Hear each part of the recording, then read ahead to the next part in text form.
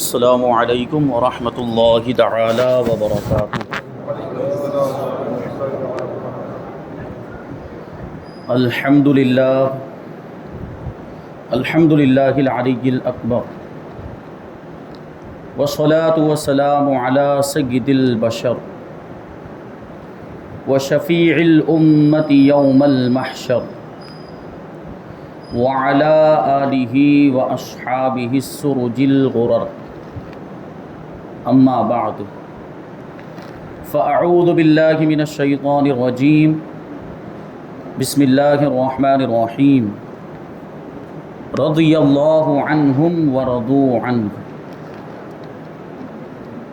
صدق اللہ مولانا العظیم،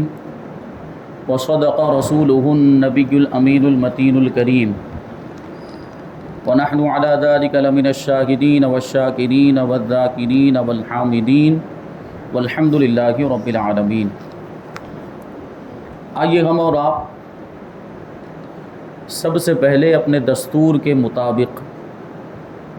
حضور سرور کائنات، فخر موجودات، باعث تخلیق کائنات، احمد مجتبی محمد مصطفیٰ صلی اللہ علیہ وسلم کی بارگاہ اقدس میں درود و سلام کا ہدیہ پیش کریں اور پڑھیں۔ اللہم صلی علی سیدنا و مولانا محمد معدن الجود والکرم وآلہ الکرام وابنہ الکریم وبارک وسلم، صلاۃ و سلام علیک یا رسول اللہ صلی اللہ تعالی علیہ وسلم۔ عزیزان ملت اسلامیہ، جیسا کہ آپ سب کو معلوم ہو چکا کہ آج کی ہماری گفتگو کا عنوان ہے صحابہ کرام کا امت پر احسان۔ انشاءاللہ تبارک و تعالیٰ اس موضوع کے تعلق سے بھی گفتگو ہوگی اور کچھ اور باتیں بھی ہم شامل کریں گے۔ تو چونکہ صحابہ کرام کی بات آ گئی تو سب سے پہلے تو ہم یہ جانتے ہیں کہ صحابی کہتے کسے ہیں۔ یہ صحابہ جو لفظ بولا جاتا ہے یہ بہووچن ہے، جمع ہے، اس کا واحد ہے صحابی، اور یہ صحبت سے بنا ہے۔ صحبت کا مطلب ہوتا ہے کسی کے ساتھ رہنا، کسی کے ساتھ اٹھنا بیٹھنا، یہ صحبت کا مطلب ہوتا ہے۔ اور صحابی کی اصطلاحی تعریف اگر دیکھی جائے، اس کی ڈیفینیشن اگر ہم معلوم کرنے کی کوشش کریں تو کتابوں میں ملتا ہے کہ صحابی وہ ہوتا ہے جس نے ایمان کی حالت میں اپنے ماتھے کی آنکھوں سے حضور پاک صلی اللہ علیہ وسلم کا دیدار کیا اور ایمان کے ساتھ ہی دنیا سے رخصت ہو۔ یہ صحابی کا مرتبہ ہے، اور یہ ایسی فضیلت ہے حضور پاک صلی اللہ علیہ وسلم کا دیدار اور حضور کی صحبت، یہ صحابہ کرام کی ایسی خصوصیت ہے کہ اس خصوصیت میں کوئی بھی دوسرا، اس فضیلت میں کوئی بھی ان کے بعد والا ان کی برابری نہیں کر سکتا۔ علماء فرماتے ہیں کہ صحابہ کرام کے علاوہ کوئی ولی ولایت کے کتنے بھی بلند درجے پر کیوں نہ فائز ہو جائے، وہ صحابی کے مقام تک نہیں پہنچ سکتا، کیونکہ صحابی کو ایک مقام ملا، صحابی کو ایک فضیلت ملی ہے، اور وہ ایسی فضیلت ہے جو سب سے بڑی فضیلت ہے، اور وہ ہے حضور پاک صلی اللہ علیہ وسلم کے چہرے کا دیدار۔ اور یہ صحابہ کرام کی خصوصیت ہم اور آپ غور کریں، دنیا داری کے اعتبار سے بھی ہم دیکھیں یا ہم اپنے آپس میں جو گفتگو کرتے ہیں، جیسے ابھی دیکھ لیں مثال کے طور پر کوئی ایسا شخص ہمارے درمیان موجود ہو، کوئی عمر دراز جس نے ماضی قریب کے بزرگوں کا دیدار کیا ہو، بزرگوں کو دیکھا ہو، ماضی قریب کی عظیم شخصیات کو دیکھا ہو، جیسے اگر کسی نے حضور مفتی اعظم ہند کو دیکھا ہے، اگر کسی نے حضور محدث اعظم ہند کو دیکھا ہے تو وہ بڑا فخر کے ساتھ بیان کرتا ہے، اور وہ اس بات پر ناز کرتا ہے کہ میں نے تو حضور مفتی اعظم ہند کا دیدار کیا ہے، میں نے تو حضور محدث اعظم ہند کا دیدار کیا۔ یہ واقعی یہ ایک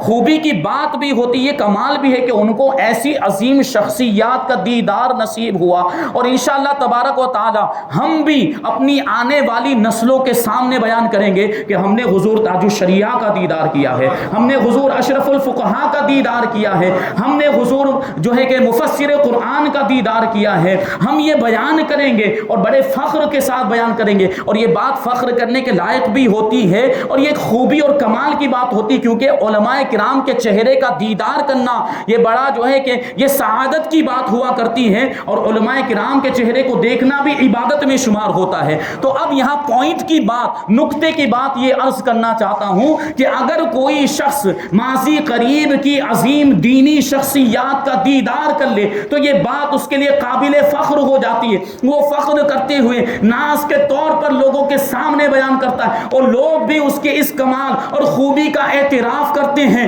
تو سوچیں صحابہ کرام نے کس کا دیدار کیا تھا؟ صحابہ کرام نے تو اس ذات کا دیدار کیا تھا جس سے افضل و اعلیٰ کوئی ہو ہی نہیں سکتا، تو ان کا مقام و مرتبہ کتنا بلند و بالا ہوگا۔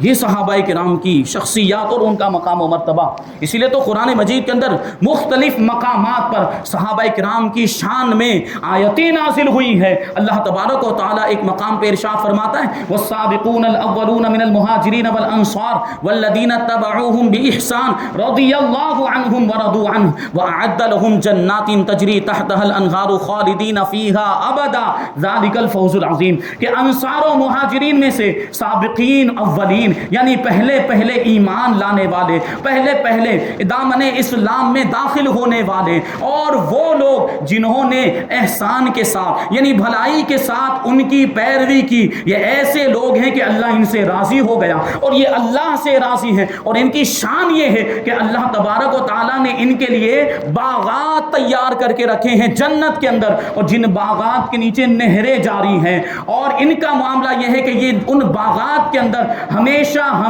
رہیں گے، اور یہ بڑی کامیابی ہے۔ ظاہر سی بات ہے جنت پر فائز ہو جانا، جنت حاصل کر لینا، اور جنت میں بھی اتنا بلند مقام حاصل کر لینا، اس سے بڑی کامیابی اور کون سی ہو سکتی ہے؟ یہ صحابہ کرام کا مرتبہ، یہ سابقین اولین انصار و مہاجرین کا تذکرہ، اور ان کے بعد ایمان لانے والے صحابہ کرام کا تذکرہ اس آیت کریمہ کے اندر کیا گیا۔ ایک دوسرے مقام پر اللہ تبارک و تعالی صحابہ کرام کا مقام و مرتبہ بیان کرتے ہوئے یوں ارشاد فرماتا ہے محمد الرسول اللہ والذین معه اشداء علی الکفار رحماء بینہم تراہم رکعا سجدا یبتغون فضلا من اللہ ورضوانا، کہ محمد صلی اللہ علیہ وسلم اللہ کے رسول ہیں، لیکن جو ان کے ساتھ والے ہیں ان کا مقام و مرتبہ یہ ہے، ان کی شان یہ ہے، اور ان کے اوصاف اور ان کی خوبیاں ہیں کہ وہ کفار پر بڑے سخت ہیں، لیکن آپس میں ایک دوسرے کے لیے بڑے رحم دل ہیں، بڑے مہربان ہیں، بڑے نرم دل ہیں، اور ان کا معاملہ یہ ہے کہ آپ ان کو دیکھو گے تو کبھی سجدہ کرتے ہوئے نظر آئیں گے، کبھی رکوع کرتے ہوئے نظر آئیں گے، اور معاملہ یہ ہے کہ اپنے رب کا فضل تلاش کرتے ہیں، اپنے رب کی خوشنودی چاہتے ہیں،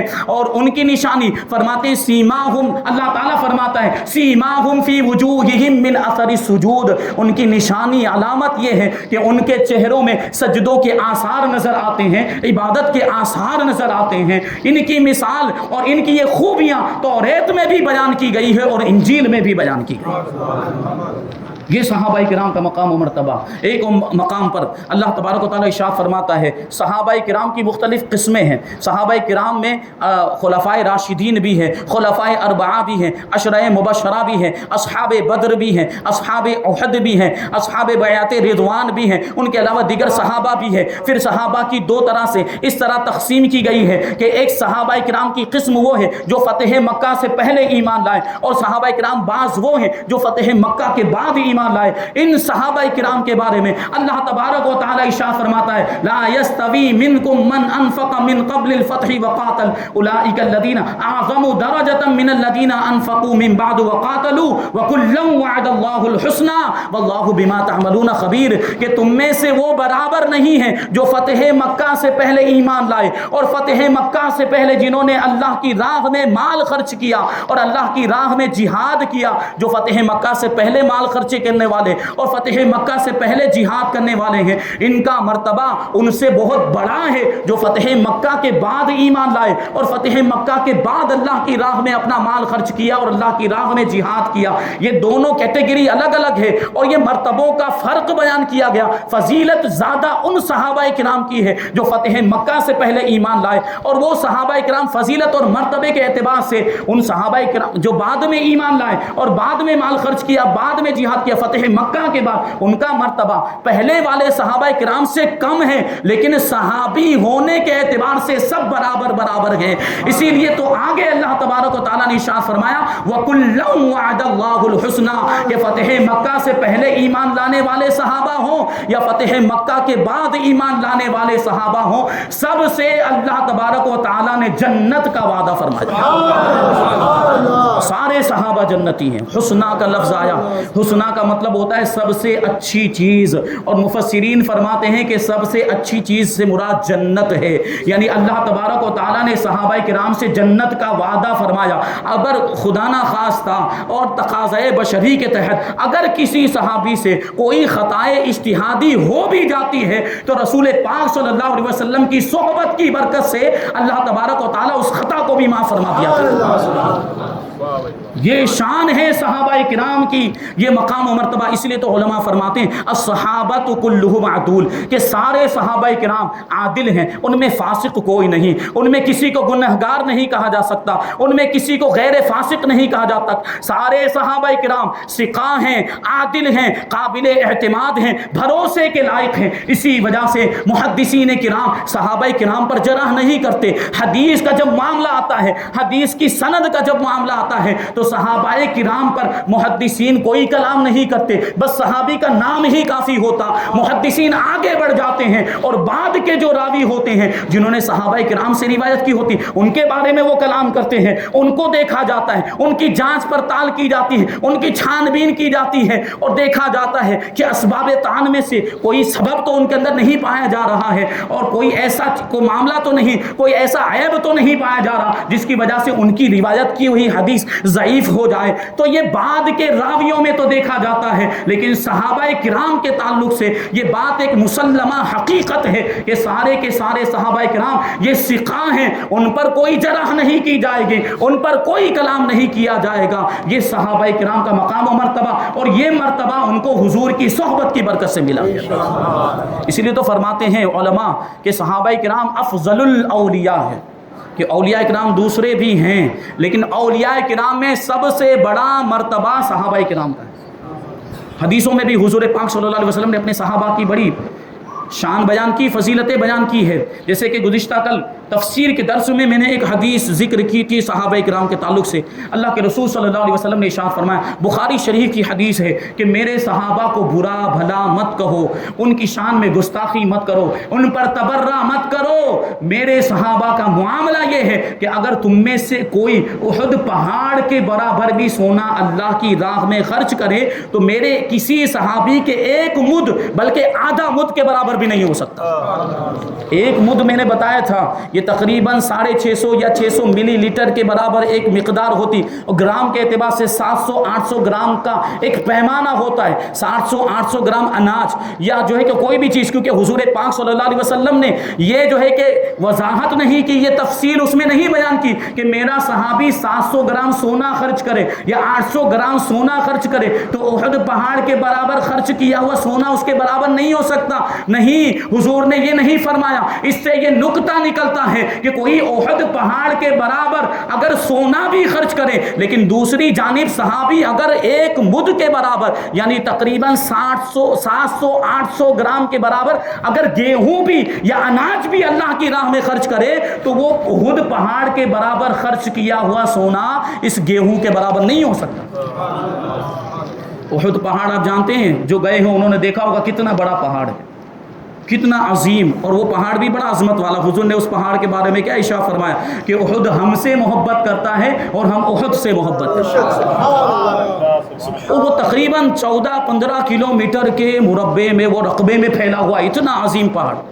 اور اس کے تعلق سے فرمایا گیا کہ اگر کوئی احد پہاڑ کے برابر بھی سونا اللہ کی راہ میں خرچ کرے تو میرے کسی صحابی کے ایک مد کے برابر نہیں ہو سکتا بلکہ آدھے مد کے برابر بھی نہیں ہو سکتا۔ ترمذی شریف کی روایت، اللہ کے رسول صلی اللہ علیہ وسلم نے ارشاد فرمایا، میرے صحابہ کے بارے میں اللہ سے ڈرو، میرے صحابہ کے بارے میں اللہ سے ڈرو، میرے صحابہ کے بارے میں اللہ سے ڈرو، اور انہیں طعن و تشنیع کا نشانہ نہ بناؤ، یعنی ان کی شان میں گستاخیاں مت کرو، ان کو برا بھلا نہ کہو، ان پر تبرہ نہ کرو، جس نے میرے کسی صحابی سے محبت کی تو اس نے میری محبت کی وجہ سے اس سے محبت کی، اور جس نے کہ میرے کسی صحابی سے بغض رکھا تو اس نے میرے بغض کی وجہ سے میرے صحابی سے بغض رکھا۔ آگے اللہ کے رسول صلی اللہ علیہ وسلم ارشاد فرماتے ہیں کہ جس نے میرے کسی صحابی کو تکلیف پہنچائی تو اس نے مجھے تکلیف پہنچائی، اور جس نے مجھے تکلیف پہنچائی اس نے اللہ کو تکلیف پہنچائی، اور جس نے اللہ کو تکلیف پہنچائی ان قریب پروردگار عالم اس کی پکڑ فرمائے گا۔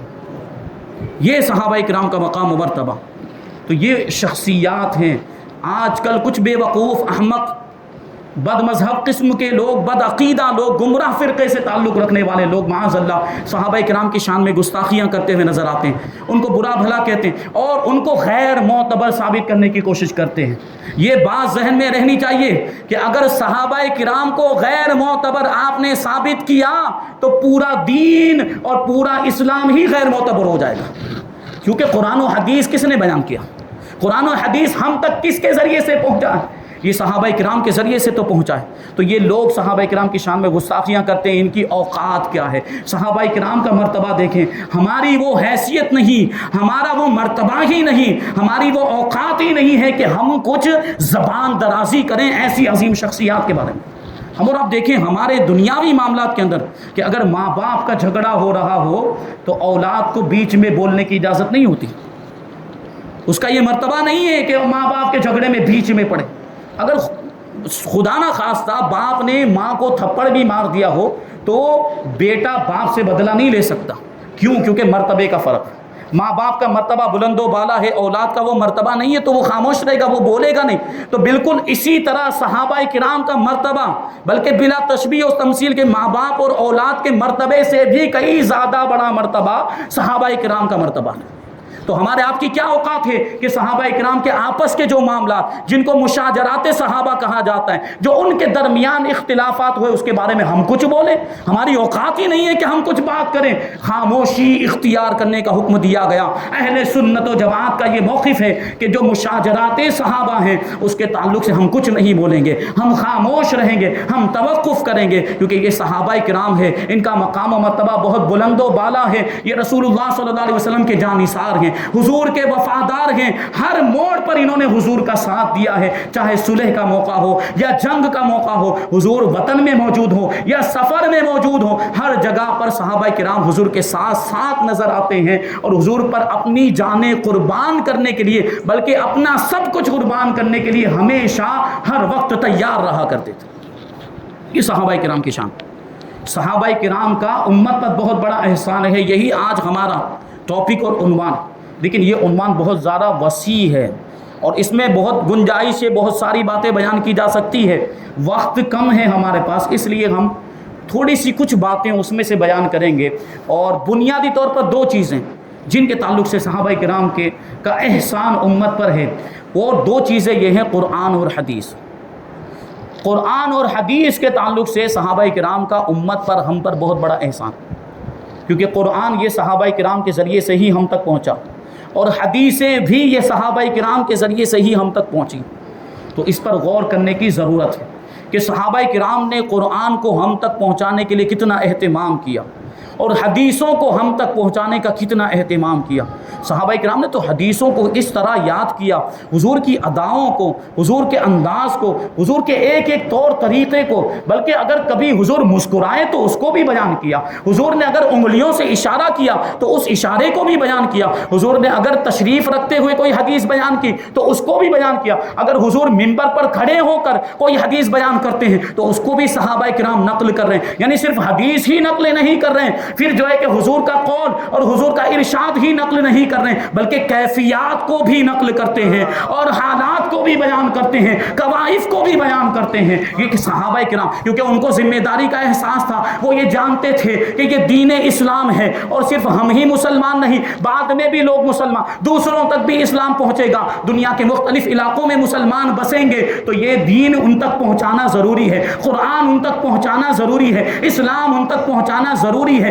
ان کو اس ذمہ داری کا احساس تھا، اسی وجہ سے انہوں نے قرآن کو بھی محفوظ کر دیا اور حدیثوں کو بھی محفوظ کر دیا۔ قرآن کی حفاظت کیسے ہوئی آپ جانتے ہیں؟ حضور پاک صلی اللہ علیہ وسلم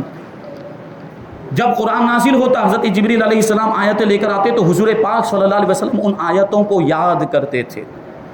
اور کبھی کبھی تو ان کو یاد کرنے میں آپ کو مشقت کا بھی سامنا کرنا پڑتا تھا، جلدی جلدی یاد، ادھر جبریل پڑھتے جا رہے ادھر حضور پڑھتے جا رہے ہیں، تو اللہ تعالیٰ کو حضور کا یہ مشقت میں پڑھنا بھی گوارا نہ ہوا، تو کیا ارشاد فرمایا لا تحرک لسانک لتعجل به ان علینا جمعه وقرآنہ، کہ اے محبوب صلی اللہ علیہ وسلم قرآن کو یاد کرنے میں یعنی جلدی یاد کرنے کے لیے اپنی زبان کو حرکت نہ دیں، کہ بے شک ہم نے اپنے ذمہ کرم پر لے لیا ہے قرآن کی حفاظت کرنا اور اس کا محفوظ کر دینا، یہ ہمارے ذمہ کرم پر۔ پھر حضور آرام سے یاد کیا کرتے تھے، لیکن صحابہ کرام کو بعد میں جا کر حضور پاک صلی اللہ علیہ وسلم سناتے تھے، تو صحابہ کرام بھی آیتوں کو یاد کر لیا کرتے تھے، اور بعض صحابہ کرام حضور پاک صلی اللہ علیہ وسلم نے ان کو اسی کام کے لیے مقرر کیا تھا کہ جو بھی آیتیں نازل ہو، جو بھی وحی الہی آئے، اس کو وہ صحابہ کرام لکھ لیا کریں۔ مدارج النبوہ کے اندر شیخ عبدالحق محدث دہلوی نے ایسے صحابہ کرام کی تعداد 41 بتائی ہے، یعنی 41 صحابہ کرام تھے جو کاتبان وحی میں شمار ہوتے ہیں، جو آیتوں کو لکھا کرتے تھے، جو وحی نازل ہوتی اس کو لکھا کرتے تھے۔ حضرت زید ابن ثابت رضی اللہ تعالیٰ عنہ، حضرت ابی ابن کعب، حضرت ابوبکر صدیق، حضرت عثمان غنی، حضرت فاروق اعظم، حضرت علی مرتضیٰ رضی اللہ تعالیٰ عنہ، حضرت زبیر، حضرت طلحہ، حضرت سعد ابن ابی وقاص، یہ سارے صحابہ کرام، اور ان کے علاوہ اور بھی صحابہ کرام تھے جو حضور کی بارگاہ میں موجود رہے تھے، اور آیت کریمہ جب نازل ہوتی تو ان کو لکھ لیا کرتے تھے۔ اور بعض دوسرے صحابہ کرام بھی، اور لکھنے کا طریقہ یہ ہوتا تھا کہ کچھ کاغذ ہوتے تو کاغذ پر بھی لکھ لیا جاتا، کبھی جو ہے کہ جو پتھر کے تختے ہوتے ان کو پہلے لکھنے کے قابل بنایا جاتا اور اس پر لکھ لیا کرتے تھے۔ اونٹ کی شانے کی جو ہڈیاں ہوتی، جو چوڑی ہڈی ہوتی، اس کو بھی پہلے لکھنے کے قابل بنایا جاتا اور اس پر بھی آیتیں لکھی جاتی تھی۔ کھجور کے جو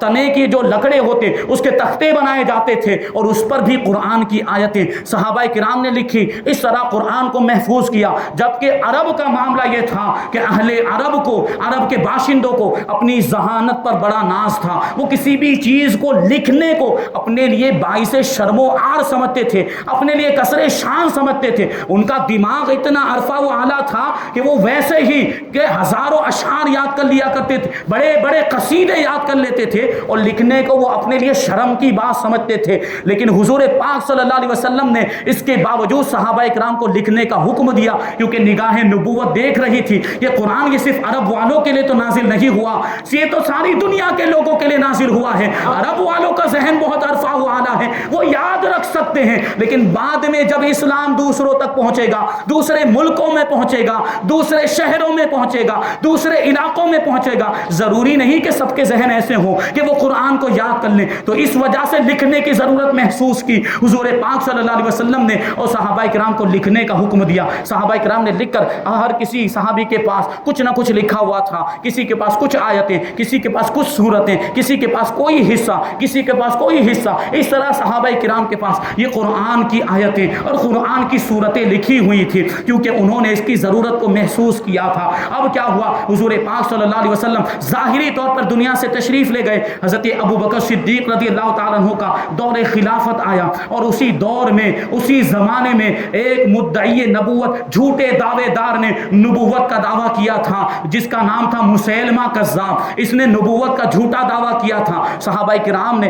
جو ہے کہ اس سے جہاد کیا۔ حضرت ابوبکر صدیق رضی اللہ تعالیٰ عنہ نے لشکر روانہ کیا، وہ یمامہ علاقے میں رہتا تھا، وہاں یہ جنگ ہوئی ہے صحابہ کرام کی، مسلمانوں کی جنگ، اس کے لشکر کے ساتھ، وہ جو مسیلمہ کذاب تھا اس کے حامیوں کے ساتھ مسلمانوں کی جنگ ہوئی ہے۔ اس کو جنگ یمامہ کہا جاتا ہے اسلامی تاریخ کے اندر۔ لیکن واقعہ کیا ہوا کہ اس جنگ کے اندر بڑی گھمسان کی لڑائی ہوئی، بڑی خونریز لڑائی ہوئی، بہت سے صحابہ کرام اس میں شہید ہو گئے، اور شہید ہونے والے صحابہ میں تقریباً 700 صحابہ کرام وہ تھے جو قرآن کے حافظ تھے، حفاظ قرآن تھے۔ اب جب یہ خبر دارالخلافت میں پہنچی، مدینہ منورہ پہنچی، حضرت فاروق اعظم رضی اللہ تعالیٰ عنہ پریشان ہو گئے،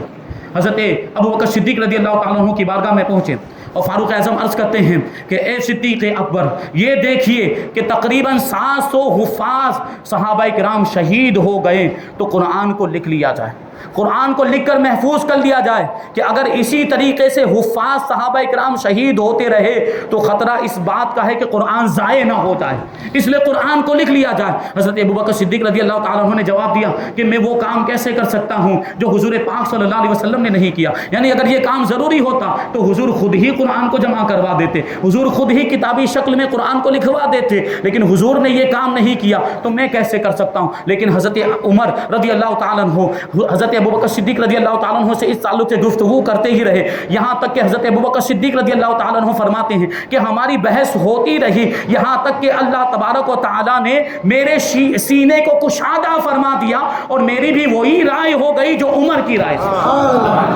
اور پھر قرآن کو جمع کرنے کا ارادہ۔ اب وہ سوال آپ کے ذہن میں آ رہا ہوگا کہ حضور نے کیوں نہیں جمع فرمایا، اس کی بہت ساری وجوہات ہیں، کیونکہ حضور پاک صلی اللہ علیہ وسلم کار نبوت میں مصروف تھے اور تبلیغ، اسلام کی تبلیغ و اشاعت میں مصروف تھے، تو موقع ہی نہیں ملا۔ پھر جہاد کے بھی بڑے معاملات تھے، جنگیں ہوتی رہتی، ایک جنگ ختم ہوتی تو دوسری جنگ شروع ہو جاتی، تو اس طرح بھی جمع کرنے کا موقع نہیں ملا۔ اور ایک سب سے بڑی وجہ یہ ہے کہ جب تک حضور پاک صلی اللہ علیہ وسلم ظاہری طور پر دنیا میں تشریف فرما تھے، وحی کا نزول ہو رہا تھا، وحی کا سلسلہ جاری تھا، تو کیسے لکھا جاتا، کیسے اس کو جمع کیا جاتا، پورے طور پر جمع کرنا ممکن ہی نہیں تھا۔ حضور نے ترتیب تو بتا دی کہ اس آیت کو فلاں صورت میں رکھا جائے، اس آیت کو وہاں رکھا جائے، یہ فلاں صورت ہے، یہ فلاں صورت ہے۔ صورتوں کے نام بھی جو ہے کہ متعین ہوئے تھے، کچھ صورتوں کے نام، اور کچھ صورتوں کے نام بعد میں متعین ہوئے۔ یہ دیکھیں اس طریقے سے حضور پاک صلی اللہ علیہ وسلم نے ترتیب تو بتا دی تھی، لیکن ضرورت جمع کرنے کی محسوس کی گئی حضرت صدیق اکبر کے زمانے میں، تو قرآن مجید کو جمع کیا گیا۔ حضرت ابوبکر صدیق رضی اللہ تعالیٰ عنہ نے کاتبان وحی کو بلایا، حضرت زید بن ثابت، حضرت ابی بن کعب اور جو بھی حضور کی بارگاہ میں رہ کر جو آیتیں لکھا کرتے تھے، سب کو حضرت ابوبکر صدیق نے بلایا اور سب کے اوپر حضرت زید بن ثابت کو امیر بنایا، ان کا جو ہے کہ بڑا ان کو بنا دیا اور کہا کہ آپ کی نگرانی میں یہ کام ہوگا، یہ قرآن کی آیتیں آپ کو جمع کرنا ہے اور اس کو ایک کتابی شکل دینی ہے اور اس کا ایک مصحف تیار کرنا ہے، اس کا ایک نسخہ تیار کرنا ہے۔ چنانچہ حضرت زید بن ثابت رضی اللہ تعالیٰ عنہ نے یہ کام کیا، جن جن صحابہ کرام کے پاس قرآن کی آیتیں لکھی ہوئی تھی سب کو جمع کیا، صورتیں لکھی ہوئی تھی تو سب کو جمع کیا، کتابی شکل میں اس کو تیار کیا اور حضرت ابوبکر صدیق رضی اللہ تعالیٰ عنہ کی بارگاہ میں پیش کیا۔ اس طرح قرآن پہلی مرتبہ کتابی شکل میں آیا۔ حضرت ابوبکر صدیق رضی اللہ تعالیٰ عنہ کے دور خلافت میں یہ جو نسخہ تھا، یہ مصحف حضرت ابوبکر صدیق رضی اللہ تعالیٰ عنہ کے پاس رہا، آپ نے اس کو سنبھالا، اس کی حفاظت کی۔ حضرت ابوبکر صدیق رضی اللہ تعالیٰ عنہ کے دنیا سے تشریف لے جانے کے بعد فاروق اعظم کے پاس وہ نسخہ رہا، اور فاروق اعظم کے دنیا سے تشریف لے جانے کے بعد آپ کی پیاری بیٹی ام المؤمنین حضرت حفصہ رضی اللہ تعالیٰ عنہا کے پاس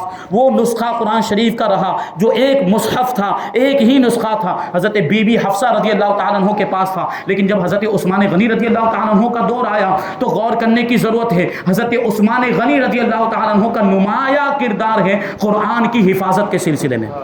اسی وجہ سے حضرت عثمان غنی رضی اللہ تعالیٰ عنہ کو جامع القرآن کہا جاتا ہے۔ صحابہ کرام کا احسان ہے، سارے صحابہ کرام کا احسان ہے کہ انہوں نے ہم تک قرآن کو پہنچایا ہے، ہم تک حدیثوں کو پہنچایا ہے، لیکن قرآن کو جمع کرنے کے سلسلے میں، قرآن کو ترتیب دینے کے سلسلے میں اور قرآن کو محفوظ کرنے کے سلسلے میں جو کردار عثمان غنی کا ہے وہ کسی اور کا نہیں ہے۔ یہ شان اور یہ فضیلت حضرت عثمان غنی رضی اللہ تعالیٰ عنہ کو حاصل ہوئی ہے، اس وجہ سے آپ کو جامع القرآن کہا جاتا ہے، قرآن کو جمع کرنے والا۔ یہ شان ہے حضرت عثمان غنی کی۔ آپ کے دور حکومت میں حضرت حذیفہ ابن یمان رضی اللہ تعالیٰ عنہ ارمینیا اور جو ہے کہ آذربائیجان یہ علاقوں میں جنگ کرنے کے لیے گئے، جہاد کرنے کے لیے گئے۔ جب وہاں سے واپس آئے تو حضرت حذیفہ ابن یمان نے حضرت عثمان غنی رضی اللہ تعالیٰ عنہ کی بارگاہ میں عرض کیا کہ بڑا معاملہ گڑبڑ ہو گیا، اب لوگوں کا قرآن کے بارے میں بڑا اختلاف ہونے لگ گیا، لوگ قرآن کے بارے میں اختلاف کرنے لگ گئے۔ دیکھیں یاد رکھنے کی بات ہے یہ کہ قرآن یہ زبان قریش میں نازل ہوا تھا، وہی قبیلہ جو حضور کا قبیلہ ہے قریش کی زبان میں قرآن نازل ہوا تھا، لیکن بعض دوسرے قبیلے کے بھی لوگ تھے تو ان کے لیے قریش کی زبان کو پڑھنا تھوڑا مشکل ہو رہا تھا۔ جیسے نہیں ہم اپنی گجراتی زبان ہی کو لے لیں تو گجراتی زبان بھی علاقے کے اعتبار سے اور قوموں کے اعتبار سے تبدیل ہو جاتی، ہمارے یہاں کچھ الگ انداز میں بولی جاتی ہے، کچھ الفاظ کا تلفظ الگ ہے، لہجہ الگ ہے، اور اگر آپ بھروچ چلے جائیں تو وہاں گجراتی بولنے کا انداز الگ ہے، ان کا لہجہ الگ ہے، کچھ الفاظ کا تلفظ الگ ہے، تو یہ ہوتا ہے۔ تو وہ قبیلے کے لوگ حضور کی بارگاہ میں حاضر ہوئے جو مختلف قبیلوں سے تعلق رکھتے تھے، اور انہوں نے حضور کی بارگاہ میں عرض کیا تھا کہ ہمارے لیے قریش کی زبان میں قرآن پڑھنا مشکل ہو رہا ہے، ہمیں اپنے قبیلے کی زبان میں قرآن پڑھنے کی اجازت دی جائے۔ تو حضور پاک صلی اللہ علیہ وسلم نے ان کو اپنے قبیلوں کی زبان زبان میں قرآن پڑھنے کی اجازت دی۔ اس طرح قرآن کی 7 قراتیں ہو گئی جن کو قراءت سبعہ کہا جاتا ہے، اور دوسری 3 قراتیں اور ہیں جن کو عشرہ کہا جاتا ہے۔ اس کے علاوہ بھی کچھ قراتیں ہیں جن کو قرات شاذہ کہا جاتا ہے، لیکن جو متواتر قراءتیں ہیں وہ یہ قرات سبعہ ہی ہیں۔ 7 قراتیں جو قرآن کی ہیں یہ 7 قراتیں تھی، اس کے علاوہ بھی قراتیں۔ تو انہی قراتوں کے اختلاف کی وجہ سے اب لوگوں میں اختلاف ہونے لگا۔ ہر قبیلے والا یہ کہہ رہا تھا کہ ہماری زبان میں قرآن نازل ہوا، ہماری ہی زبان میں قرآن نازل ہوا، تو دوسری زبان میں نہ پڑھا جائے بلکہ ہمارے قبیلے کی زبان۔ اب یہ اختلاف جھگڑے کی صورت اختیار کر گیا، اور ایسے معاملات تھے کہ اب جو ہے کہ لڑائی اور جنگ تک کی نوبت آ جاتی۔ یہاں تک بات پہنچ گئی، حضرت حذیفہ ابن یمان نے یہ بات کہی حضرت عثمان غنی رضی اللہ تعالیٰ عنہ کی بارگاہ میں کہ اگر اس مشکل کا کوئی حل نہیں نکالا گیا، اس مسئلے کو حل نہیں کیا گیا، تو ہمارا بھی حال وہی ہو جائے گا جو یہود و نصارہ کا ہوا۔ کیوں؟ کیونکہ یہود و نصارہ اپنی کتابوں کو، آسمانی کتابوں کو محفوظ نہیں رکھ سکتے تھے، انہوں نے تو اپنی مرضی کے مطابق توریت اور انجیل کے اندر تبدیلیاں کر لی۔ حضرت حذیفہ ابن یمان نے جب یہ بات کہی تھی، حضرت عثمان غنی رضی اللہ تعالیٰ عنہ نے اس کی اہمیت کو سمجھا، اور حضرت عثمان غنی رضی اللہ تعالیٰ عنہ نے معزز اور جلیل القدر بڑے بڑے صحابہ کرام کو جمع کیا، ان سے مشورہ کیا۔ سب نے کہا کہ ہاں یہ کام ہونا چاہیے، قرآن کو ایک جگہ پر جمع کیا جائے۔ تو حضرت عثمان غنی رضی اللہ تعالیٰ عنہ نے حضرت بی بی حفصہ رضی اللہ تعالیٰ عنہا کے پاس جو نسخہ رکھا ہوا تھا وہ نسخہ منگوایا، اور پھر جو ہے کہ دوسرے صحابہ اکرام کو حکم دیا کہ جن جن لوگوں کے پاس قرآن کی آیتیں لکھی ہوں وہ آیتیں سب ایک جگہ پر جمع کی جائے، اور پھر ان ساری آیتوں کا مقابلہ حضرت ام المؤمنین بی بی حفصہ رضی اللہ تعالی عنہا کے نسخے سے کیا جائے، اور دیکھا جائے کہ کچھ آیتیں زیادہ تو نہیں ہیں جو آ گئی ہیں۔ تو اس وجہ سے حضرت عثمان غنی رضی اللہ تعالیٰ عنہ نے بہت سی ایسی آیتیں بھی تھی، آیتیں کہہ لیجئے یا جو ہے کہ تفسیری کلمات تھے جو حضور نے تفسیر کے طور پر جو الفاظ جو ہے کہ ارشاد فرمائے تھے، بعض صحابہ کرام نے ان کو آیت سمجھ کر آیت کے طور پر اپنے اپنے نسخوں میں لکھ لیا تھا، تو ان کو نکالنا ضروری تھا، کیونکہ قرآن کی آیت کی حیثیت یہ قرآن کی آیت اور کلام اللہ کی تھی، اس لیے اس کو الگ ہونا چاہیے تھا، اور حدیث کو تفسیر کو الگ ہونا چاہیے تھا۔ حضرت عثمان غنی نے یہ کام کیا، آیتوں کو الگ کیا اور جو تفسیری الفاظ تھے ان کو الگ کیا، اور ایک نسخہ تیار کیا جو مکمل کامل قرآن کی آیتوں پر، قرآن کی صورتوں پر مشتمل تھا، اور اس کے علاوہ جو بھی نسخے تھے ان سب نسخوں کو ضائع کر دیا گیا تاکہ فتنے کا دروازہ ہی بند ہو جائے۔ اس طرح 7 یا 8 یا 6 نسخے تیار کیے گئے، اور اس وقت جہاں جہاں تک اسلام پہنچا تھا، عراق ہو یا ملک شام ہو یا مصر ہو، جہاں جہاں اسلام پہنچا تھا وہاں وہاں وہ نسخے پہنچائے گئے۔ اس طریقے سے دیکھیں حضرت عثمان غنی رضی اللہ تعالیٰ عنہ نے یہ عظیم کارنامہ انجام دیا، اور یہ حضرت عثمان غنی رضی اللہ تعالیٰ عنہ کا امت پر بہت بڑا احسان ہے۔ وہی نسخہ اسی کے مطابق آج بھی قرآن لکھا جاتا ہے، جو ہمارے سامنے قرآن کے نسخے موجود، یہ حضرت عثمان غنی رضی اللہ تعالیٰ عنہ کے نسخے کے موافق ہے، بلکہ علماء نے تو یہاں تک فرمایا کہ اس نسخے میں جس لفظ کو جس طریقے سے لکھا گیا ہے اسی طریقے سے لکھنا واجب ہے۔ جیسے الرحمن، ایک مثال دوں گا آپ کو، الرحمن علم القرآن، سورہ رحمان آپ پڑھتے ہیں تو آپ نے اس میں دیکھا ہوگا کہ الرحمن کھڑے زبر کے ساتھ لکھا گیا۔ اگر آپ چاہیں تو اس کو الف کے ساتھ بھی لکھ سکتے ہیں، پڑھنے میں تو الرحمن ہی آئے گا، لیکن یہ جائز نہیں ہے کیونکہ مصحف عثمانی میں وہ کھڑے زبر کے ساتھ ہی لکھا گیا تھا، تو ہمارے لیے لازم، واجب اور ضروری ہے کہ ہم بھی اسے کھڑے زبر کے ساتھ ہی لکھیں، الف کے ساتھ لکھنا جائز نہیں ہے۔ اسی وجہ سے علماء فرماتے ہیں کہ کسی دوسری زبان میں لکھا ہوا قرآن پڑھنا جائز نہیں ہے، کیونکہ وہ تو قرآن کی پوری عبارت ہی تبدیل ہو جاتی۔ ترجمہ پڑھنے کی بات نہیں کر رہا ہوں، ترجمہ آپ پڑھ سکتے ہیں اردو میں، گجراتی میں، انگلش میں، ہندی میں، ترجمہ آپ پڑھ سکتے ہیں، لیکن بہت سے مارکیٹ میں ایسے قرآن بھی آ گئے جو قرآن مجید کی عبارت اور آیتوں کو گجراتی میں لکھا ہوا ہے، وہ ہرگز پڑھنا جائز نہیں ہے۔ سب سے پہلے تو مصحف عثمانی کی رعایت ختم ہو گئی۔ یہ ایک گناہ ان لوگوں نے کیا، چھاپنے والوں نے، بہت بڑے گنہ گار ہیں وہ، جن لوگوں نے ایسا قرآن چھاپا ہے، اگر مسلمان ہونے کا دعویٰ کرتے ہیں توبہ کریں، ایسا قرآن چھاپنا بند کریں، یہ شریعت کے خلاف ہے، کیونکہ مصحف عثمانی کے مطابق ایک تو عربی میں ہی لکھنا واجب ہے، اور عربی میں بھی مصحف عثمانی کی رعایت لازم ہے۔ اب کیسے ہو سکتی گجراتی میں یا ہندی میں، انگلش میں لکھ دیا؟ اور دوسری بات کہ کسی بھی اور زبان میں تلفظ کی، مخرج کی وہ ادائیگی ہو ہی نہیں سکتی جو عربی میں ہوتی ہے۔ اب کتنے بھی نقطے لگا لیں، وہ کتنے بھی ڈاٹ لگا لیں، لیکن یہ سارے حروف الگ الگ ممتاز ہو سکتے ہیں؟ نہیں ہو سکتے۔ ابھی ان لوگوں نے جا کے نیچے ایک نقطہ لگا دیا تو چلیے زیادہ سے زیادہ اس کو زا پڑھا جا سکتا ہے، لیکن یہ زا ہے یا زو ہے یا ضاد ہے، کیا ہے، یہ کیسے پتا چلے گا؟ تو وہ صحیح مخرج ادا ہو ہی نہیں سکتا۔ گجراتی میں قرآن پڑھنا جائز نہیں۔ اگر آپ کو نہیں آتا ہے تو آپ سیکھیں، عربی میں پڑھنا نہیں آتا ہے تو سیکھیں، یہ آپ کی ذمہ داری بنتی ہے مسلمان ہونے کی حیثیت سے۔ یہ حضرت عثمان غنی رضی اللہ تعالیٰ عنہ کا احسان ہے۔ تو یہ تو قرآن کی بات ہوئی،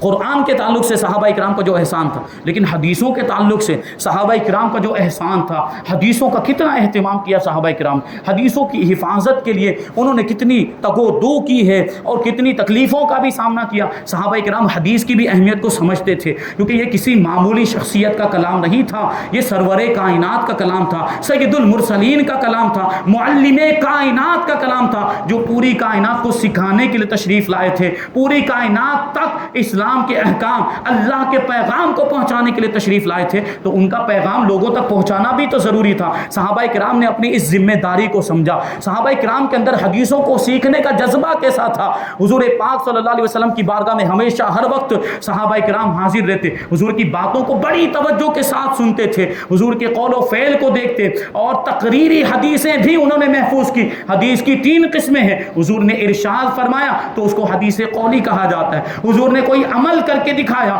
تو اس کو حدیث فعلی کہا جاتا ہے، اور ایک حدیث یہ ہے کہ حضور کے سامنے کسی نے کوئی عمل کیا اور حضور نے اس کو باقی رکھا، حضور نے انکار نہیں فرمایا تو اس کو حدیث تقریری کہا جاتا ہے۔ صحابہ کرام حضور کی بارگاہ میں حاضر ہوتے، حضور کی ہر بات کو، حضور کے ہر عمل کو، حضور کے ہر انداز کو، حضور کے ہر طریقے کو، حضور کی ہر سنت کو، حضور کے ہر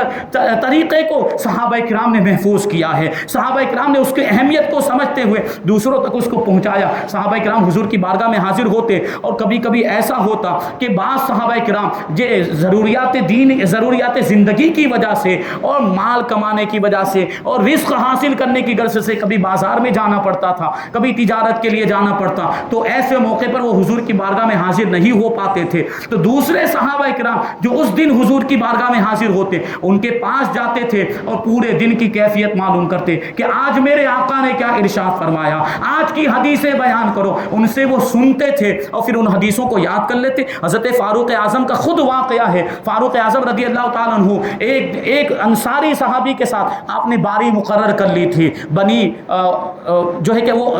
مدینہ منورہ کے اوالی علاقے میں، یعنی بلند والے علاقے میں وہ رہتے تھے، ان کے ساتھ فاروق اعظم رضی اللہ تعالیٰ عنہ نے یہ معاہدہ کر لیا تھا، یہ ایگریمنٹ کہ ایک دن میں حضور کی بارگاہ میں حاضر رہوں گا، تم کمانے کے لیے جانا، اور دوسرے دن تم حضور کی بارگاہ میں حاضر رہنا، میں بازار میں کمانے کے لیے جاؤں گا، اور روزانہ ہمارا معمول یہ ہوگا کہ جو حضور کی بارگاہ میں حاضر رہا ہوگا وہ حاضر نہ رہنے والے کو پورے دن کی حدیثیں بیان کرے گا، پورے دن کے حالات بیان کرے گا اور کیفیات بیان کرے گا۔ یہ فاروق اعظم رضی اللہ تعالیٰ عنہ کا حدیثوں کو سیکھنے کا جذبہ تھا، حدیثوں کو جاننے کا جذبہ تھا۔ یہ صحابہ کرام، حضرت ابو ہریرہ رضی اللہ تعالیٰ عنہ صحابہ کرام میں آپ کا وہ مقام و مرتبہ کہ سب سے زیادہ حدیثیں اگر کسی نے روایت کی ہیں تو وہ حضرت ابو ہریرہ رضی اللہ تعالیٰ عنہ۔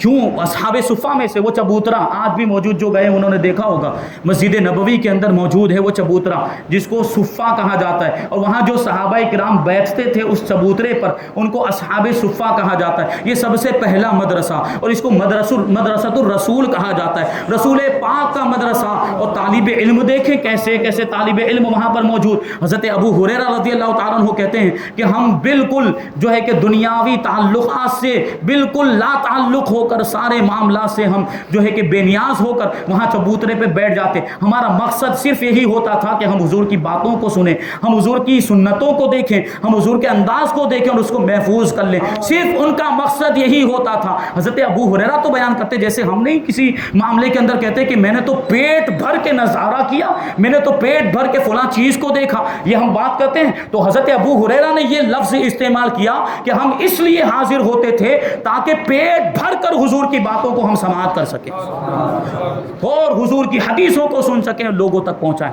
اس وجہ سے حضرت ابو ہریرہ سے بہت ساری حدیثیں مروی ہیں۔ حضرت ابو ہریرہ کا پہلے ذہن کام نہیں کرتا تھا، حضور کی بارگاہ میں حاضر ہوئے، عرض کیا یا رسول اللہ چیزیں یاد نہیں رہتی، حدیثیں یاد نہیں رہتی، سنتا ہوں بھول جاتا ہوں۔ حضور پاک صلی اللہ علیہ وسلم نے کیا ارشاد فرمایا، چادر پھیلا دو، اور یہ لپ بھر کے یہ 2 ہاتھوں کو ملایا حضور پاک صلی اللہ علیہ وسلم نے اور ان کی چادر میں ڈال دیا، ارشاد فرمایا چادر کو سمیٹ لو، اور دعا بھی فرمائی قوت حفظ کے لیے، یادداشت مضبوط ہونے کے لیے۔ حضرت ابو ہریرہ فرماتے ہیں ایک وہ دن تھا اور ایک آج کا دن ہے، اور تب سے لے کر آج تک حضور کی کوئی بھی حدیث میں بھولا نہیں۔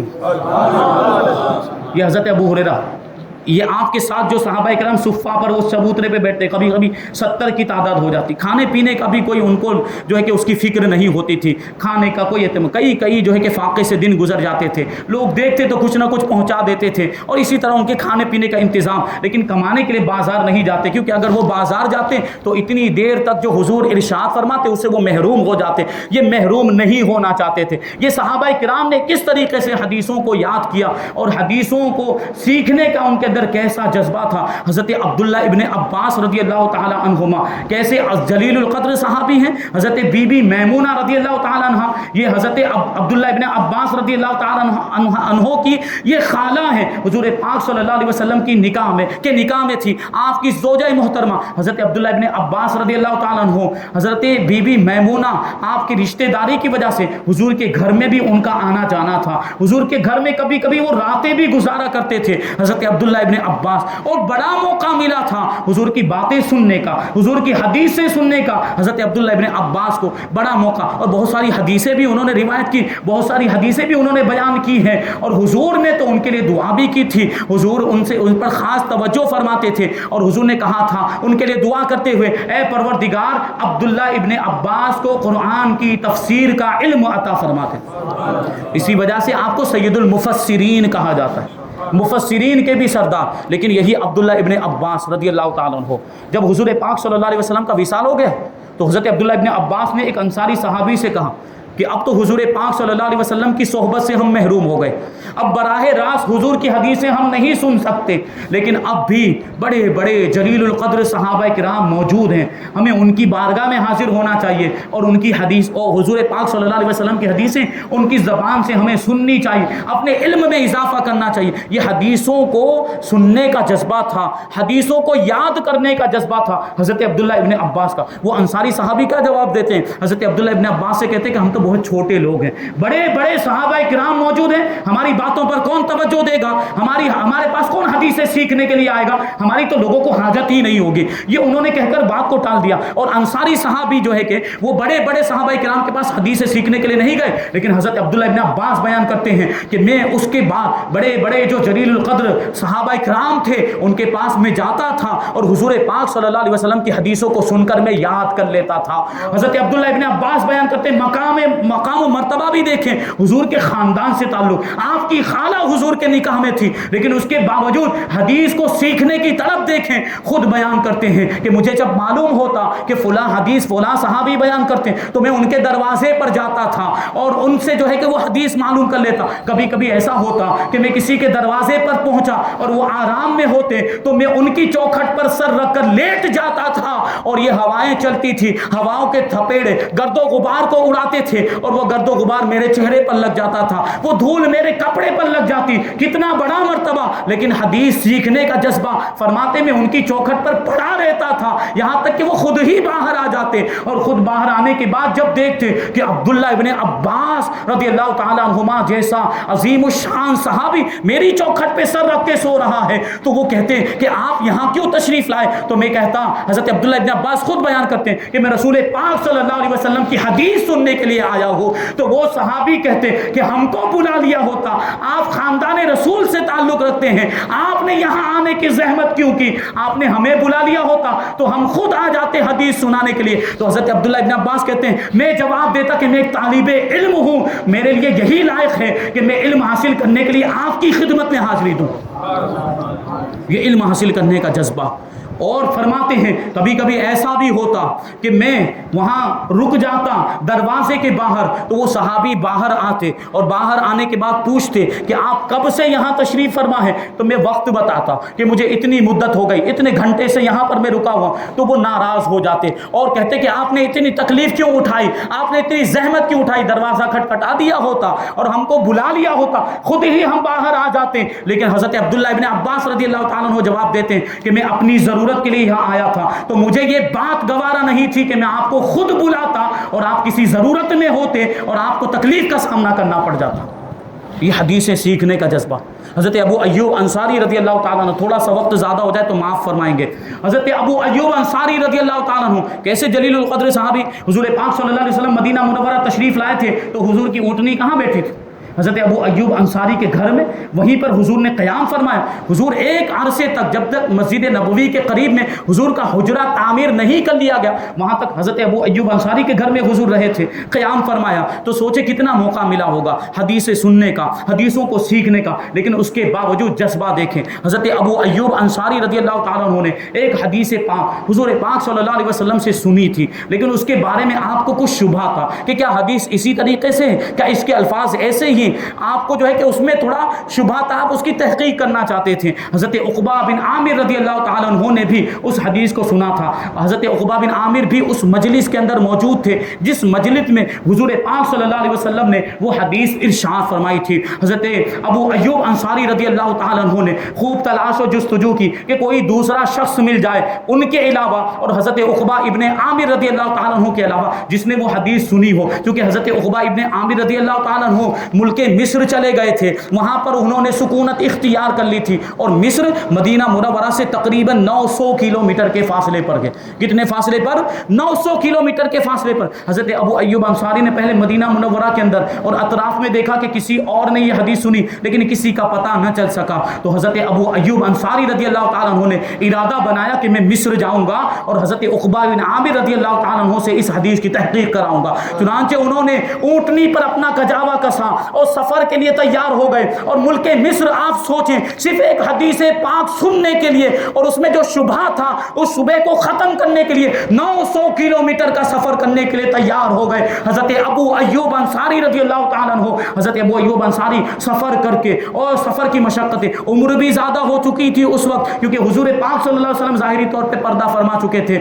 اور وہ جو سفر تھا وہ سفر بھی آسان نہیں، راستہ بھی بہت تکلیف دہ تھا، بڑا مشکل اور دشوار گزار وہ راستہ تھا، اور اکیلے تنے تنہا تھے، آپ کے ساتھ میں دوسرا کوئی نہیں تھا. لیکن حدیث کی تڑپ تھی، علم دین حاصل کرنے کی تڑپ تھی، حدیث کی جو تحقیق کرنا چاہتے تھے. اس لیے ابو ایوب انصاری رضی اللہ تعالیٰ عنہ نے سواری کا انتظام کیا اور ملک مصر روانہ ہو گئے. مصر میں پہنچے، اس وقت حضرت مسلمہ ابن مخلد انصاری رضی اللہ تعالیٰ عنہ مصر کے گورنر تھے. حضرت ابو ایوب انصاری ان کے دربار میں پہنچے، ان کے پاس گئے تو حضرت مسلمہ ابن مخلد نے حضرت ابو ایوب انصاری سے آنے کی وجہ پوچھی کہ آپ کا آنا کیسے ہوا. تو حضرت ابو ایوب انصاری رضی اللہ تعالیٰ عنہ نے کوئی بھی دوسری ضرورت کا اظہار نہیں کیا، مجھے یہ چاہیے، مجھے یہ چاہیے، مجھے کھانا کھلا دو، سفر سے آیا ہوں پانی پلا دو. حضرت ابو ایوب انصاری رضی اللہ تعالیٰ عنہ سب سے پہلے جو جملہ آپ نے ارشاد فرمایا تھا حضرت مسلمہ ابن مخلد سے وہ یہ تھا کہ آپ ایک آدمی مقرر فرما دے جو مجھے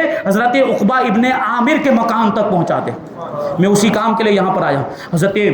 ابو ایوب انصاری رضی اللہ تعالیٰ عنہ کو وہ آدمی حضرت عقبہ ابن عامر کے مقام پر لے کر گیا. حضرت عقبہ ابن عامر کو جیسے ہی پتا چلا کہ حضرت ابو ایوب انصاری آئے ہیں، دوڑتے ہوئے باہر تشریف لائے اور بڑی محبت کے ساتھ حضرت ابو ایوب انصاری کو گلے سے لگا لیا اور آنے کی وجہ پوچھی. تو حضرت ابو ایوب انصاری نے بات بیان کی کہ ایک حدیث ہے جو تم نے سنی ہے اور میں نے سنی ہے، ہمارے علاوہ، ہم دو کے علاوہ کسی نے وہ حدیث نہیں سنی. وہ پردہ پوشی کے بارے میں حدیث ہے، مومن کی پردہ پوشی، مومن کے عیب کو چھپانے کے بارے میں وہ حدیث ہے. وہ حدیث میں نے سنی تو ہے لیکن مجھے اس میں کچھ شبہ ہے، اس کی تحقیق کرنے کے لیے میں یہاں پر آیا ہوں. حضرت عقبہ ابن عامر کو تعجب بھی ہوا کہ اتنا سینکڑوں کلومیٹر کا سفر کر کے صرف ایک حدیث سننے کے لیے آئے. چنانچہ حضرت عقبہ ابن عامر رضی اللہ تعالیٰ عنہ نے وہ حدیث بیان کی. کہتے ہیں کہ اللہ کے رسول صلی اللہ علیہ وسلم نے ارشاد فرمایا کہ جو دنیا میں کسی مومن کی پردہ پوشی کرے گا اللہ تعالیٰ قیامت کے دن اس کی پردہ پوشی کرے گا. حدیث بھی تو کتنی پیاری،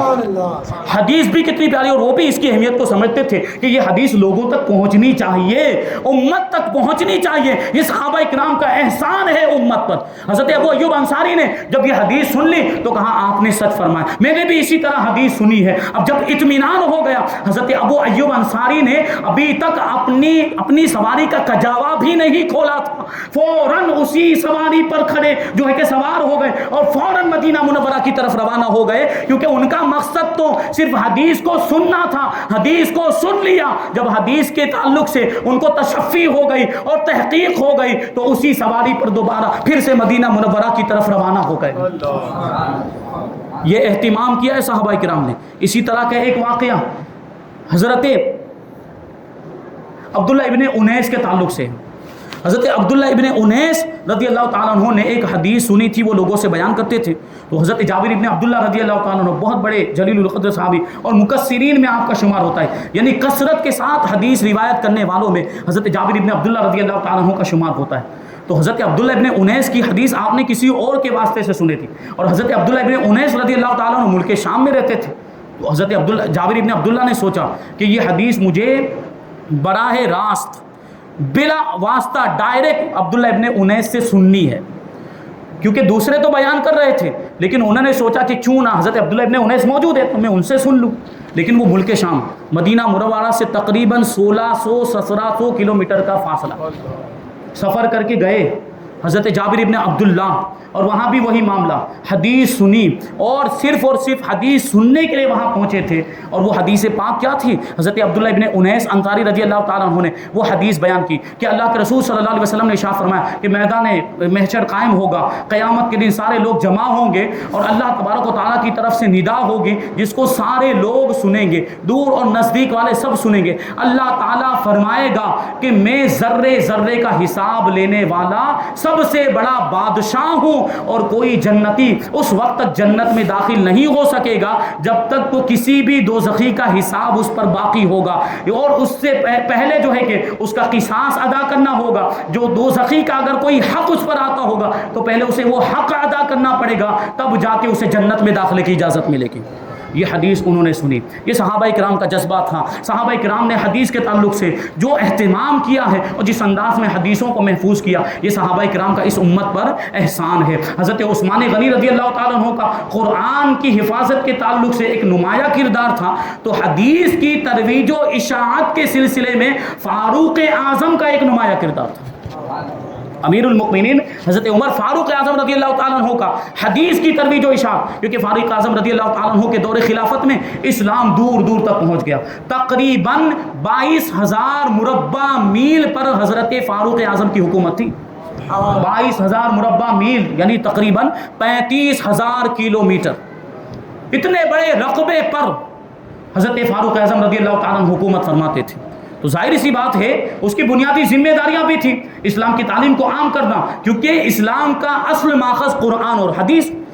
اسلام کا جو سورس ہے وہ یا تو قرآن ہے یا حدیث ہے، تو یہ سارے لوگوں تک پہنچانا ضروری ہے. اور حضرت فاروق اعظم رضی اللہ تعالیٰ عنہ نے اپنے دور خلافت میں اس کا خاص اہتمام فرمایا. حضرت ولی اللہ دہلوی، محدث ولی اللہ دہلوی رضی اللہ تعالیٰ عنہ ازالۃ الخفا کے اندر جو ہے اس بات کو بیان کرتے ہیں کہ فاروق اعظم رضی اللہ تعالیٰ عنہ نے حضرت عبداللہ ابن مسعود کو ایک جماعت کے ساتھ کوفہ بھیجا تھا، اور حضرت عبداللہ ابن مغفل اور حضرت مغفل ابن یسار اور عمران ابن حسین، یہ صحابہ کرام، ان کو حضرت فاروق اعظم رضی اللہ تعالیٰ عنہ نے بصرہ بھیجا تھا. اور دوسرے کچھ صحابہ کرام تھے، ان کو حضرت فاروق اعظم رضی اللہ تعالیٰ عنہ نے، ان میں حضرت عبادہ ابن صامت بھی تھے اور حضرت ابو دردہ رضی اللہ تعالیٰ عنہ، ان کو ملک شام بھیجا تھا. اور حضرت امیر معاویہ رضی اللہ تعالیٰ عنہ اس وقت ملک شام کے گورنر تھے. حضرت فاروق اعظم رضی اللہ تعالیٰ عنہ نے ان کے نام ایک خط لکھا اور خط میں یہ تاکید فرمائی کہ یہ جلیل القدر محدثین صحابہ کو ملک شام بھیجا ہے، ان کے حکم کی جو ہے کہ تعمیل ہونی چاہیے. یہ جو بھی حدیث بیان کریں ہمیشہ جو ہے کہ اس کو مانا جائے گا، اس پر عمل کیا جائے گا. یہ جو بھی حکم دیں اس سے تجاوز نہ کیا جائے. یہ فاروق اعظم نے تاکید فرمائی تھی. یہ صحابہ کرام کو انہوں نے وہاں بھیجا. حضرت ابو موسیٰ اشعری رضی اللہ تعالیٰ عنہ کو جب آپ نے بھیجا تھا، ملک بصرہ بھیجا، بصرہ کا امیر بنا کر بھیجا، تو حضرت ابو موسیٰ اشعری رضی اللہ تعالیٰ عنہ نے وہاں پہنچنے کے بعد بصرہ کے لوگوں سے کہا تھا کہ عمر نے مجھے یہاں پر اس لیے بھیجا ہے تاکہ میں تمہیں کتاب اللہ سکھاؤں اور رسول پاک صلی اللہ علیہ وسلم کی سنتی سکھاؤں. حضرت فاروق اعظم نے سنتوں کو، حدیثوں کو پھیلانے کا اتنا اہتمام کیا تھا کہ جلیل القدر محدثین صحابہ کرام کو، جب حضرت عبداللہ ابن مسعود کو آپ نے جب کوفہ بھیجا تھا تو ساتھ میں ایک خط بھی لکھا تھا کوفہ والوں کے نام، اور انہوں نے کہا تھا کہ میں نے عمار ابن یاسر کو تمہارا امیر بنا کر بھیجا ہے اور عبداللہ ابن مسعود رضی اللہ تعالیٰ عنہ کو تمہارا معلم اور استاذ بنا کر بھیجا ہے. اور یہ دونوں بڑے جلیل القدر بزرگ ترین صحابی ہیں، اصحاب بدر میں ان کا شمار ہوتا ہے. ان کی قدر کرنا، ان کا حکم ماننا، ان سے حدیثیں سننا، حدیثوں کو سیکھنا. حضرت عبداللہ ابن عباس کے بارے میں فاروق اعظم رضی اللہ تعالیٰ عنہ فرماتے ہیں کہ خاص طور پر عبداللہ ابن مسعود کو میں نے تمہارے پاس بھیج کر اب تم کو اپنے آپ پر بھی ترجیح دی. کیونکہ حضرت عبداللہ ابن مسعود رضی اللہ تعالیٰ عنہ افقہ الصحابہ تھے، صحابہ کرام میں سب سے بڑے فقیہ تھے۔ حضرت فاروق اعظم رضی اللہ تعالیٰ عنہ کو مدینہ منورہ میں ان کی ضرورت تھی، لیکن اس کے باوجود ان کو کوفہ بھیجے۔ اس لیے ارشاد فرمایا کہ میں نے تم کو اپنے آپ پر بھی ترجیح دی ہے، یہ شان ہے۔ حضرت انس ابن مالک رضی اللہ تعالیٰ عنہ بیان کرتے ہیں کہ صحابہ کرام حدیثوں کا دور کیا کرتے تھے آپس میں، صحابہ کرام بیٹھتے اور ایک مجمع ہوتا، ایک مجلس بن جاتی، اس میں ایک صحابی حدیث بیان کرتا، دوسرے سنتے، پھر دوسرا صحابی حدیث بیان کرتا تو دوسرے سنتے، اس طرح حدیثوں کا دور ہوتا اور حدیثیں بیان کی جاتی۔ حضرت انس ابن مالک کہتے ہیں کہ کبھی کبھی تو 60 صحابہ کرام جمع ہو کر بیٹھتے تھے اور حدیثوں کا دور کیا کرتے تھے، ایک دوسرے کو حدیثیں سنایا کرتے تاکہ ایک دوسرے کو حدیثیں اچھی طرح یاد ہو جائیں۔ اور صحابی فرماتے ہیں، حضرت انس ابن مالک فرماتے ہیں کہ جب ہم مجلس سے اٹھتے تھے، جو دورہ حدیث کی جو مجلس ہوا کرتی، جب ہم اس مجلس سے اٹھتے تھے تو ہمیں ایسا محسوس ہوتا تھا کہ وہ حدیثیں ہمارے قلب و ذہن کے اندر جو ہے کہ بو دی گئی ہو، یعنی ان کو اگا دیا گیا ہو، وہ حدیثیں ہمارے دلوں میں پیوست ہو جایا کرتی تھی۔ اس طرح حدیثوں کا دور ہوتا۔ حضرت ابو سعید خدری رضی اللہ تعالیٰ عنہ بیان کرتے ہیں کہ ہم جب بھی کہیں پر بیٹھتے تھے، صحابہ کرام ہم جب بھی کہیں بیٹھتے تھے تو دنیا کی باتیں نہیں کرتے تھے، ہم فقہ کی باتیں کرتے، یا تو قرآن کی آیتوں پر گفتگو ہوتی تھی یا حدیثوں پر گفتگو ہوتی، ایک دوسرے کو حدیثیں سناتے تھے، ایک دوسرے کو قرآن کی آیتیں سناتے تھے اور ان سے احکام کیا نکلتے، ان سے کیا مسائل نکلتے وہ بیان کیا کرتے تھے۔ یہ صحابہ کرام اس طریقے سے انہوں نے حدیثوں کو محفوظ کیا اور اس طرح یہ حدیثیں حضور پاک صلی اللہ علیہ وسلم کی ہم تک پہنچی ہے۔ یہ صحابہ کرام کا بڑا احسان ہے۔ قرآن کی حفاظت میں عثمان غنی کا نمایاں کردار، تو حدیث کی ترویج و اشاعت میں فاروق اعظم کا نمایاں کردار ہے۔ ہمارا آج کا یہ پروگرام انہی دونوں شخصیتوں کے نام سے منسوب ہے، حضرت عثمان غنی رضی اللہ تعالیٰ عنہ اور حضرت فاروق اعظم رضی اللہ تعالیٰ عنہ۔ کیسی شخصیات! ایک واقعہ حضرت عثمان غنی رضی اللہ تعالیٰ عنہ کا بیان کر دوں، سخاوت کیسی تھی۔ جنگ تبوک کا واقعہ آپ کو معلوم ہوگا کہ 100 اونٹ کا وعدہ کیا، پھر 200 اونٹ کا وعدہ کیا، پھر 300 اونٹ کا، یعنی جو ہے کہ 600 اونٹ کا وعدہ کیا۔ لیکن مفتی احمد یار خان نعیمی میرات المناجی کے اندر فرماتے ہیں کہ یہ تو حضرت عثمان غنی نے اعلان کیا تھا، لیکن جب حضور کی بارگاہ میں یہ مال پیش کرنے کی باری آئی تو حضرت عثمان غنی نے 950 اونٹ اور 50 گھوڑے اور 1000 اشرفیاں حضور کی خدمت میں پیش کی، اور پھر بعد میں پھر گئے اور 10,000 اشرفیاں لا کر اور حضور کی بارگاہ میں پیش کی۔ یہ حضرت عثمان غنی کی سخاوت۔ ایک راحت المحبین کس کی کتاب ہے؟ حضرت خواجہ نظام الدین اولیاء محبوب الہی کی کتاب۔ اس میں حضرت عثمان غنی رضی اللہ تعالیٰ عنہ کی شان بیان کرتے ہوئے محبوب الہی فرماتے ہیں کہ جب حضرت رقیہ رضی اللہ تعالیٰ عنہ کا انتقال ہو گیا، جو حضرت عثمان غنی کی زوجہ تھی، کیونکہ حضور نے 2 صاحبزادیوں کا یکے بعد دیگر حضرت عثمان سے نکاح کر دیا تھا، اسی وجہ سے تو آپ کو ذو النورین کہا جاتا ہے، 2 نور والا کہا جاتا ہے۔ اس وقت حضور نے ارشاد فرمایا تھا کہ اگر میری 100 بیٹیاں بھی ہوتی تو یکے بعد دیگر عثمان کے نکاح میں دے دیتا۔ اتنا اعتماد تھا حضرت عثمان غنی پر۔ ایک مرتبہ حضرت عثمان غنی رضی اللہ تعالیٰ عنہ حضور کی بارگاہ میں حاضر ہوئے، مال و دولت کی ایسی فراوانی تھی، اللہ تبارک و تعالیٰ نے اتنی برکت عطا فرمائی تھی آپ کے مال میں، سخاوت خوب کرتے تھے، لیکن مال ختم ہی نہیں ہوتا تھا، بلکہ مال کم بھی نہیں ہوتا اور اضافہ ہی ہوتا چلا جاتا تھا۔ اس لیے حضرت عثمان غنی رضی اللہ تعالیٰ عنہ حضور کی بارگاہ میں حاضر ہوئے۔ اسی کتاب کے اندر راحت المحبین کے اندر محبوب الہی فرماتے حضرت عثمان غنی نے حضور کی بارگاہ میں عرض کیا، یا رسول اللہ مال بہت زیادہ ہو گیا، دولت بہت زیادہ ہو گئی، اور دولت کی فراوانی کی وجہ سے اللہ تعالیٰ کی اطاعت میں کمی آ رہی ہے۔ تو حضور دعا فرماتے کہ میرا مال کم ہو جائے۔ آج کے زمانے میں کون ایسا ہوگا جو دولت کو کم کروانے کی دعا کروائے، بلکہ دولت بڑھانے کی دعا کروانے کے لیے جاتے ہیں علماء کے پاس، بزرگان دین دعا فرمائے حضرت روزی میں برکت ہو جائے، خوب مال و دولت ہے، ہوتا ہے کہ نہیں؟ لیکن یہ عثمان غنی ہے، یہ حضرت عثمان غنی رضی اللہ تعالیٰ عنہ حضور کی بارگاہ میں کیا عرض کرتے ہیں؟ حضور دعا فرمائے میرا مال کم ہو جائے کہ مال کی زیادتی کی وجہ سے اس میں مصروف رہتا ہوں تو عبادت میں کوتاہی ہو جاتی۔ ابھی حضور جو ہے کہ حضرت عثمان غنی رضی اللہ تعالیٰ عنہ کے مال میں کمی کی دعا کرنا ہی چاہتے تھے کہ حضرت جبریل آ گئے، حضرت جبریل نازل ہوئے اور آنے کے بعد کہنے لگے، حضور پاک صلی اللہ علیہ وسلم کی بارگاہ میں عرض کرتے ہیں کہ عثمان کے مال میں کمی کی دعا نہ کرنا، اللہ تعالیٰ ارشاد فرماتا ہے کہ عثمان ہماری راہ میں اپنا مال خرچ کرتا ہے تو ہم اس کے مال میں اور اضافہ فرما دیتے ہیں، اس کے مال میں اور برکت عطا فرما فرما دیتے ہیں۔ مطلب کیا ہوا کہ وہ مال جو اللہ کی راہ میں خرچ کیا جاتا ہے وہ مال کم نہیں ہوتا، اللہ تعالیٰ اس مال میں اور اضافہ فرما دیا کرتا ہے، اس مال میں اور برکت ہو جایا کرتی ہے۔ حضرت امیر المؤمنین فاروق اعظم رضی اللہ تعالیٰ عنہ ایک مرتبہ جنت البقیع میں تشریف لے گئے، مقام و مرتبہ بھی دیکھیں، مردوں سے بھی گفتگو کیا کرتے تھے۔ یہ حضرت فاروق اعظم کی کرامت ہے۔ جنت البقیع میں پہنچے تو وہاں کے مردوں کو مخاطب کر کے کہہ رہے ہیں السلام علیکم یا اہل القبور، اے قبر والو تم پر سلامتی ہو۔ اور پھر آگے فاروق اعظم رضی اللہ تعالیٰ عنہ ارشاد فرماتے ہیں ہمارے پاس تمہارے لیے نئی خبریں یہ ہیں کہ تمہارے بعد تمہاری بیویوں نے شادیاں رچا لی، انہوں نے گھر بسا لیا، اور تمہارے بعد جو تمہاری رہائش گاہیں تھی، تمہارے مکانات، ان میں دوسرے لوگ آ کر رہنے لگے، انہوں نے اپنا ٹھکانہ بنا لیا، اور تمہارا جو مال تھا وہ وارثوں نے اپنے درمیان تقسیم کر لیا۔ فاروق اعظم نے یہ گفتگو کی۔ اب فاروق اعظم بات کر رہے ہیں، فاروق اعظم کچھ کہہ رہے ہیں، ہم اور آپ اگر قبرستان میں جا کر بڑبڑائیں تو ہمیں بے وقوف کہا جائے گا، ہمیں پاگل کہا جائے گا، لیکن یہ فاروق اعظم کی ذات ہے، مردوں سے بھی بات کر لیا کرتے ہیں، اور جب فاروق اعظم گفتگو کرتے ہیں تو مردے بھی جواب دیا کرتے ہیں۔ تو ایک قبر میں سے پورے قبرستان، وہ جنت البقیع، وہ قبرستان بھی کوئی عام قبرستان نہیں ہے، جنت البقیع ہے وہ عظیم الشان مدینہ منورہ کا قبرستان۔ تو ایک آواز آئی سارے قبر والوں کی نمائندگی کرتے ہوئے، اور وہ آواز کہہ رہی ہے کہ ہمارے پاس ہماری طرف سے آپ کے لیے نئی خبریں یہ ہے کہ ہمیں ہماری نیکیوں کا بدلہ مل چکا ہے، اور جو مال ہم نے اللہ کی راہ میں خرچ کیا تھا اس مال کا ہمیں بہت فائدہ ہوا، لیکن جو مال ہم دنیا میں چھوڑ کر آئے تھے اس کا ہمیں بہت ہی نقصان پہنچا ہے۔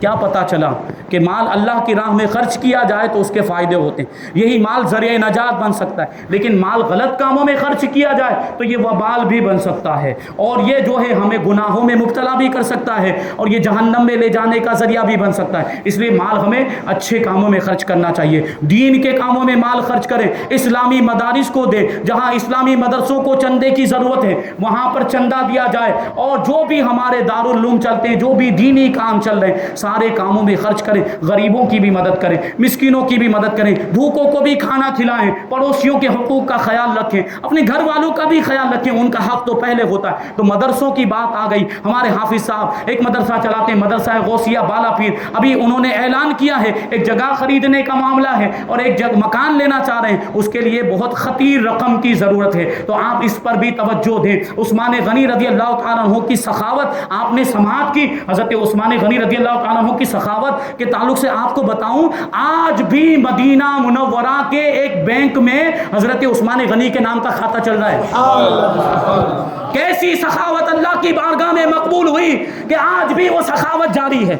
حضرت عثمان غنی رضی اللہ تعالیٰ عنہ کا واقعہ آپ نے سنا ہوگا، وہ کنواں مسلمانوں کے لیے وقف کیا تھا جب مدینہ منورہ آئے تھے، 35,000 درہم میں یہودی سے خریدا تھا، 35,000 درہم، اس زمانے کے اعتبار سے کتنی رقم ہوگی، لیکن حضرت عثمان غنی نے وہ کنواں خرید کر مسلمانوں کے لیے وقف کر دیا۔ وہ کنواں جہاں پر ہے وہاں پر ایک باغیچہ بنا دیا گیا تھا، کھجور کے درخت اگ گئے وہاں پر، تو کھجوریں جو نکلتی تھی وہ کھجوروں کو بیچا جاتا تھا، اس سے جو مال آتا تھا اس مال کو بینک میں جمع کر دیا جاتا تھا حضرت عثمان غنی رضی اللہ تعالیٰ عنہ کے نام سے۔ وہ جمع ہوتے ہوتے بہت بڑی رقم جمع ہو گئی۔ اب معاملہ یہ ہے کہ وقفے سے اس رقم میں سے کچھ رقم نکالی جاتی ہے اور غریبوں میں تقسیم کی جاتی ہے۔ ابھی تازہ رپورٹ ہے، ابھی اخباروں میں یہ خبر آئی ہے کہ ابھی سعودی عرب کے، وہ ان کے معاملہ جو بھی ہو، لیکن سعودی عرب کے جو حکام ہیں انہوں نے یہ ارادہ بنایا ہے کہ اس میں بہت بڑی رقم جمع ہو چکی حضرت عثمان غنی رضی اللہ تعالیٰ عنہ کے اکاؤنٹ میں، تو اس رقم سے وہ لوگ ایک ہوٹل بنانا چاہتے ہیں جس کا نام فندق عثمان رکھیں گے، اور اس ہوٹل کا جب انہوں نے جو ایک پورا جو ایک اندازہ پیش کیا کہ اس ہوٹل کو بنائیں گے تو سالانہ اس کی آمدنی کیا ہوگی، اندازے سے جو اس کا ایکسٹریمین انہوں نے پیش کیا ہے، سالانہ آمدنی کا آپ کو معلوم ہے کتنی رقم بنتی ہے؟ 50 ملین ریال، 50 ملین ریال اس کی سالانہ انکم ہوگی۔ یہ حضرت عثمان غنی کی سخاوت اب بھی جاری ہے۔ سوچیں کیسا مرتبہ ہوگا، اللہ کی بارگاہ میں کیسی مقبولیت ہوگی۔ ابھی اور بہت سارے واقعات بیان کیے جا سکتے تھے، بہت ساری تیاری تھی، لیکن وقت ختم ہو گیا۔ اللہ تبارک و تعالیٰ کی بارگاہ میں دعا کرتے ہیں کہ اللہ تبارک و تعالیٰ صحابہ کرام جیسا جذبہ ایثار و قربانی ہم سب کو بھی عطا فرمائے، اور حضرت عثمان غنی کی سخاوت کا صدقہ ہمیں عطا فرمائے، صحابہ کرام کے نقش قدم پر ہمیں چلنے کی توفیق عطا فرمائے، ان سے محبت کرنے اور ان کے دامن سے وابستہ رہنے کی ہم سب کو توفیق عطا فرمائے۔ پھر کبھی موقع ملا تو انشاءاللہ تبارک و تعالیٰ کچھ اور باتیں اس کے تعلق سے بیان کی جائیں گی، یہ صحابہ کرام کا احسان، اس کے تعلق سے یہ جو مختصر باتیں ہوئی، اللہ تبارک و تعالیٰ ہم سب کو اس پر عمل کرنے کی توفیق عطا فرمائے۔ وما علینا الا البلاغ۔ السلام علیکم۔